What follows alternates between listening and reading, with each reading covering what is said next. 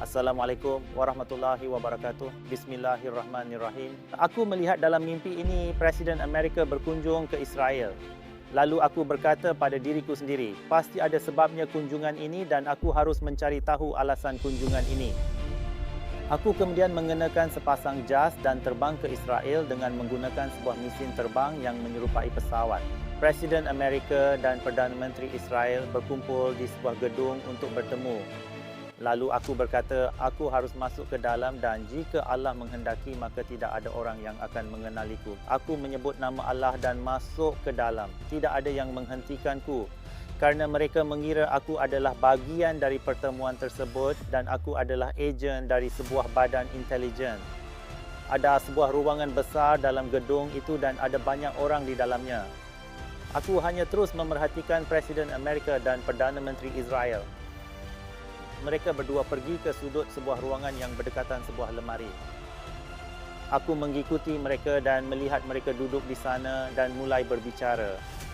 Aku berkata, aku harus pergi lebih dekat untuk mendengar apa yang mereka bicarakan. Aku tidak berfikir mereka akan mengenaliku kerana belum ada sesiapa pun yang mengenalku. Aku berdiri berdekatan mereka seolah-olah aku sedang mengurus pekerjaanku sendiri. Perdana Menteri Israel mengatakan kepada Presiden Amerika, aku hampir menyiapkan pembangunan kuil rahsia Dajjal dan setelah itu hanya nama Palestina yang akan tersisa dan kita akan memerintah seluruh Timur Tengah. Presiden Amerika kemudiannya menjawab, kita akan menguasai seluruh dunia, tidak hanya di Timur Tengah sahaja. Aku sangat terkejut mendengar rencana itu. Mereka telah pun membangun kuil Dajjal sementara aku tidak menyadarinya. Aku pun keluar dari sana dalam keadaan yang sangat risau dan aku mulai menuju ke Palestina. Aku melihat tentara Israel menghancurkan rumah-rumah rakyat Palestina dan ibu-ibu melarikan diri dengan anak-anak mereka. Aku menjadi sedih melihat anak-anak kecil itu kerana musibah besar yang menimpa mereka. Aku berkata bagaimana mereka bisa bertahan dan siapa yang akan membantu mereka. Kemudian aku melihat mereka semua menuju ke gedung yang baru sahaja aku tinggalkan tadi.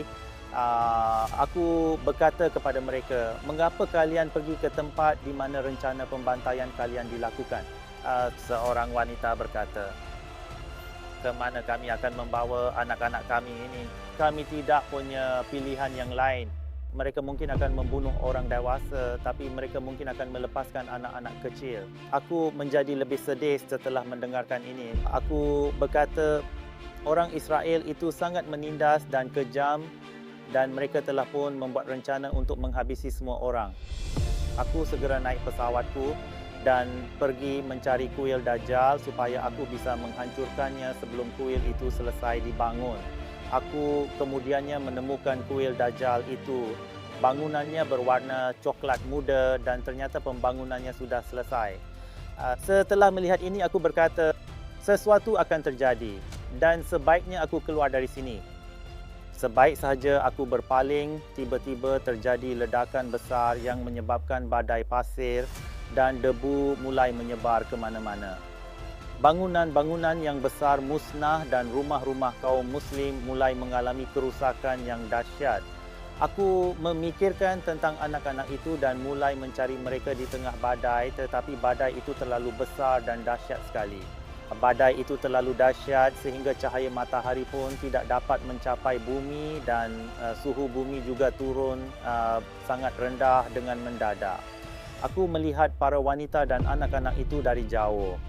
Setelah melihat anak-anak itu, aku berkata, bagaimana mereka bisa bertahan hidup di luar ini dengan kondisi sedingin ini? Aku mencoba yang terbaik untuk menjangkau mereka tetapi tekanan dari badai pasir terlalu kuat sehingga sukar untuk aku menjangkau mereka. Aku merasa tidak berdaya. Tidak ada seorang pun yang datang menolong orang-orang ini dan aku juga tidak ada cara. Aku tahu hanya Allah saja yang dapat membantu mereka. Aku terus memperhatikan kerusakan yang ditimbulkan oleh badai pasir itu dan memutuskan telah tiba masa untuk pergi. Berada di situ akan berisiko untuk mesin terbangku dan aku akan terperangkap di sini. Lalu aku menuju pulang ke Pakistan dan mimpi pun berakhir di situ Jazakumullahu khair. Wassalamualaikum warahmatullahi wabarakatuh.